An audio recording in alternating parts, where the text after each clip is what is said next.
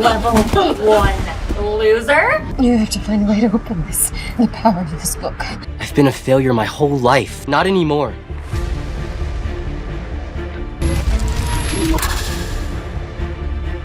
Controlled by my thoughts? Quintal, it's time for you to go to military school. What's happening to me? Final testing group: Quintal, Peter Chuck, Vorden Blade, Layla Monroe, and Aaron Healy. Wait, what was your ability again? You have unlocked a new quest. This isn't good. Who do you think you are, level 1? Quintal is hiding something. We'll see what he becomes. Opponent for 50 experience. That's not an easy way to level up. You weak! The student shouted and came charging forward. Quickly, he slashed his hand out at Quinn. Luckily, Quinn's increased stats allowed him to lift his arm in time to block the attack. HP 8 of 10. It appeared that the bully had a transformation ability. His claws slashed at Quinn's unprotected back, injuring him once more. HP 6 of 10. Shut up, I know! Quinn shouted as he lifted the student using both of his hands by the legs and threw him up against the side of the wall. First fight has been completed. Is he dead? If he attacks you again, he's going to wish he was. Skill unlocked. Level 1 inspect. Quinn then decided to test his new skill and looked at Peter, who was standing next to him. Name: Peter Chuck. Race: human. Ability: none.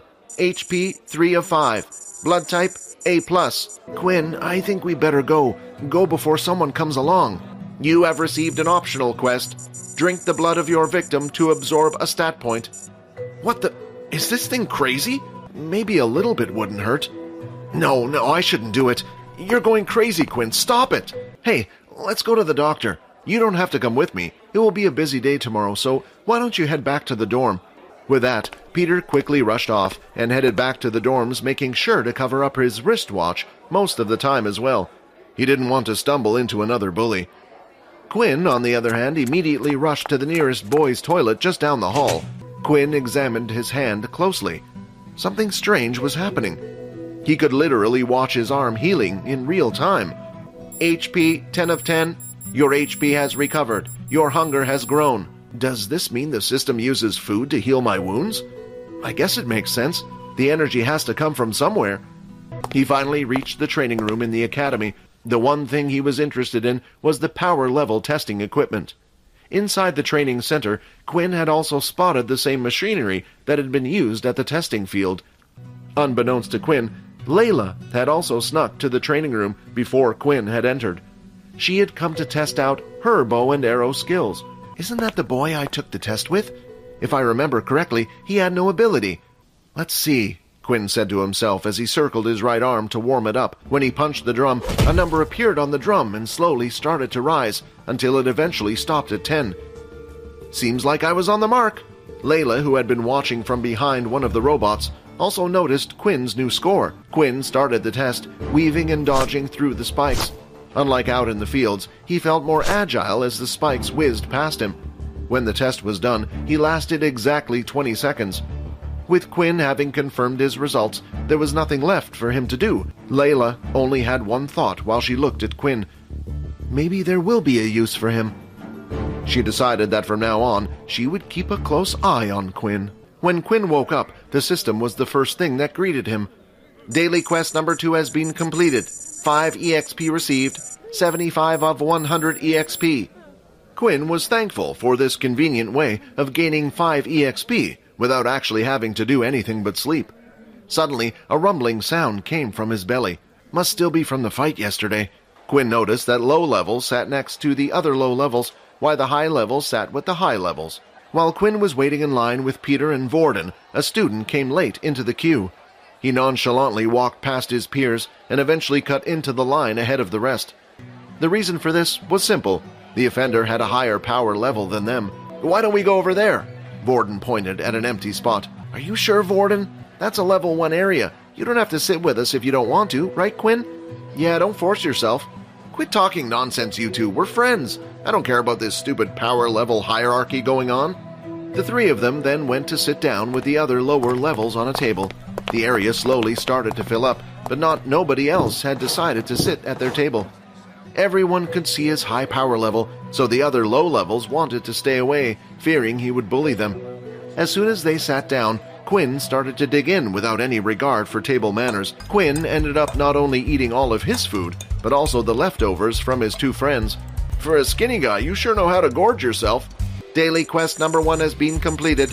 Reward 5 EXP, 80 of 100 EXP. Now there were only 20 points separating him from his first level up. He recalled that he had received the Inspect skill as an additional quest reward from his fight yesterday. He turned to Vorden and decided to use it on him.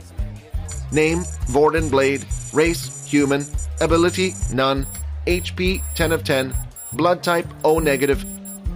Quinn paused for a second as he read over what he was seeing. For some reason, the system was stating that Vorden had no ability. Hey, Vorden, can you still use Aaron's ice powers at the moment? Wow, I didn't know you were so interested in me. Actually, my ability resets every day, and I haven't touched anyone today.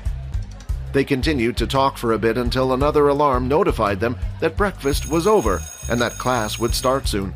Vorden decided to sit at the back of the class with the level 1s and 2s, between Peter and Quinn. What does he think he's doing sitting with those bottom feeders? Won't this cause a problem for the hierarchy at school?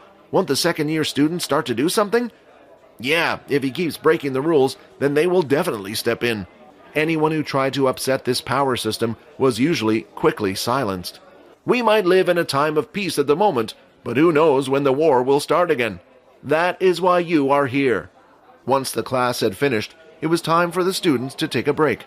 Vorden, Quinn, and Peter headed outside to grab a snack. As soon as Quinn stepped outside, the dreaded message appeared. All stats have been halved. Hey, are you all right? You look sick again. Yeah, I just get hot easily. A group of 6 male students approached them. We have some business to discuss with the 3 of you. Do you mind coming with us? Quinn, Peter, and Vorden were escorted by the second-year students to a separate part of the school. Should we just run? It might just make the situation worse.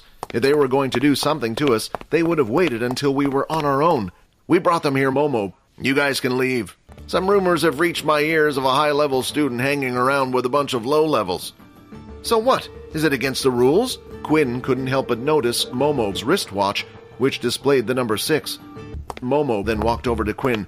You see, the moment you start treating this like they are useful to society, they might start to get a big head. Now that Momo was close enough to Quinn, he tried to use his Inspect skill on the older student, but for some reason the status screen was blurry. Is it because I'm out in the sun? Look at this. I'm only a few feet away from him, and there isn't even an ounce of fear in his eyes. Quinn's blood started to boil. He despised the war, as it had taken everything away from him, including his parents. Unable to hold his anger in any longer, he threw out a punch. Alas, Momo appeared to have been able to predict his action. Before Quinn had even begun his attack, the older student had taken a step back, making Quinn's fist hit nothing but air. Vorden took this chance to try and grab onto Momo. However, once again Momo had reacted in advance, resulting in Vorden grabbing nothing. I didn't come here to fight you guys. Consider today to be a friendly warning. There are people in this school that not even the military can touch, and if you continue acting this way, they will get involved. With that, Momo headed back up the stairs. Why don't the teachers do something to stop it? With the strong bullying the weak, the latter will try to find a way to become strong themselves. However, if you're weak to begin with and can't rely on your family to help you, where can you go to get this power? The military. Exactly. After experiencing hell for 2 years, your mind will likely have been broken down. In that state, you might do anything to seek power and protection, and the military can offer that for you.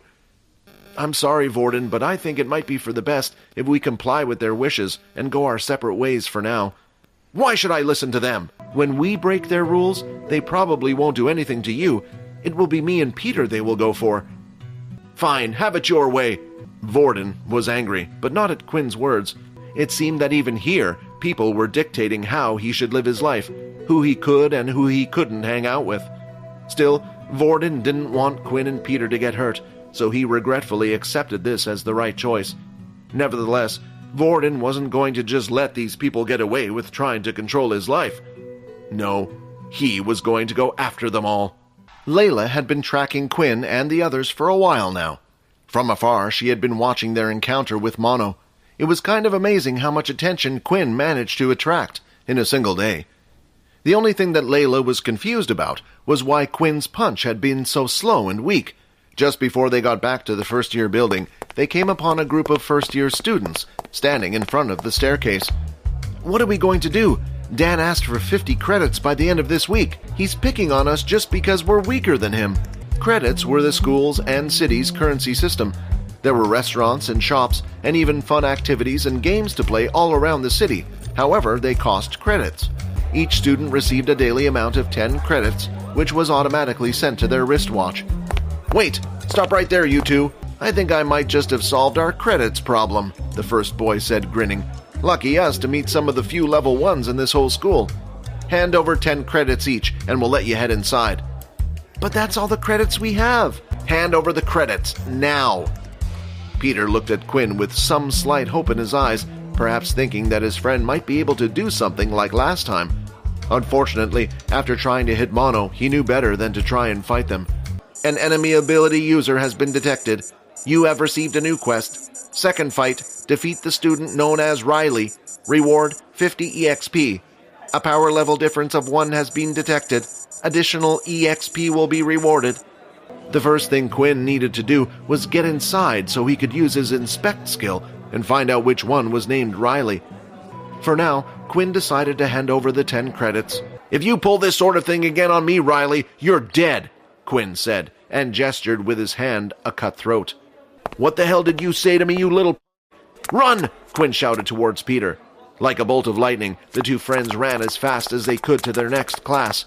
At least, he now knew which one Rylee was, so he only had to wait for the right opportunity.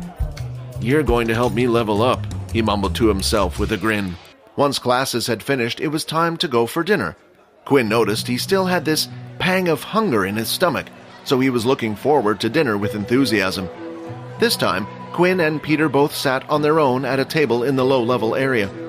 "I don't see Vorden anywhere. Do you think he's okay?" "I wouldn't worry about it too much. I think we both know that he is a lot safer than us at this school."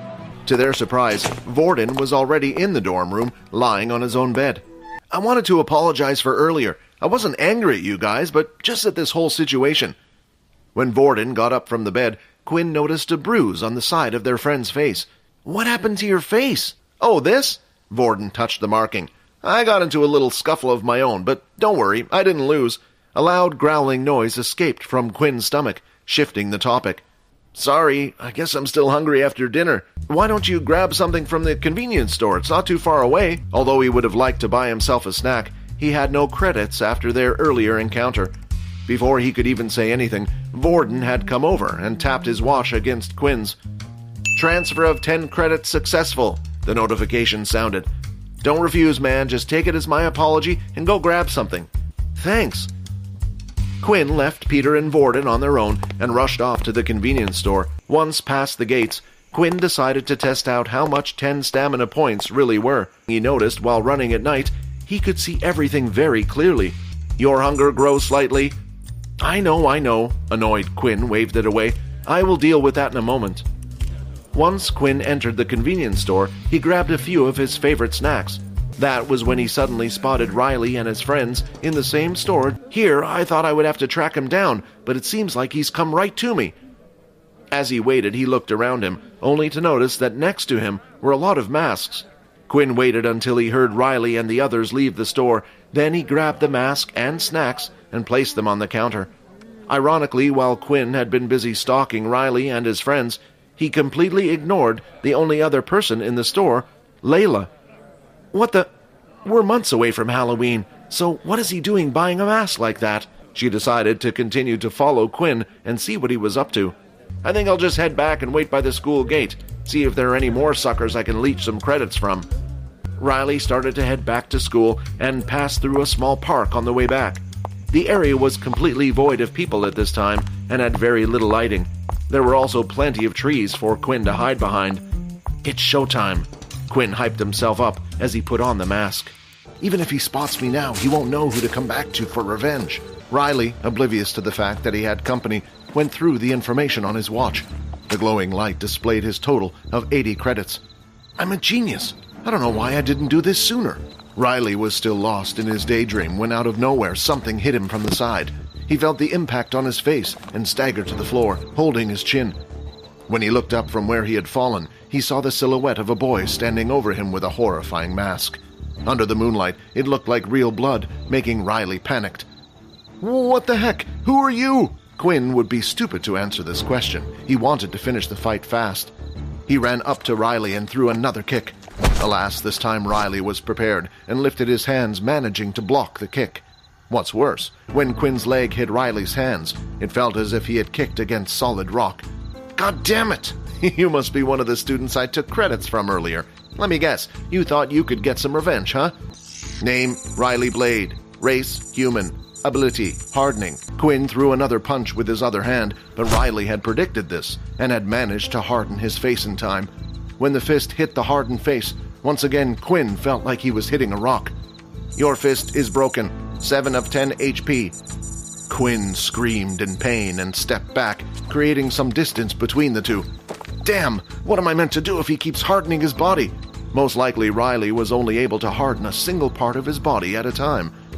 It was just a theory, but Quinn had nothing to lose, and this gave him a plan. He ran forward at Rylee once more, shouting, "I'm going to punch that ugly face of yours, even if it's the last thing I do." Quinn's desperate gamble has put everything on the line. Will his theory about Rylee's hardening ability be correct? Can he overcome his injuries and take down his opponent? Find out in the next episode. Subscribe to the Pocket FM Fantasy YouTube channel and press the bell icon for instant notifications. Check out our channel for more exciting shows.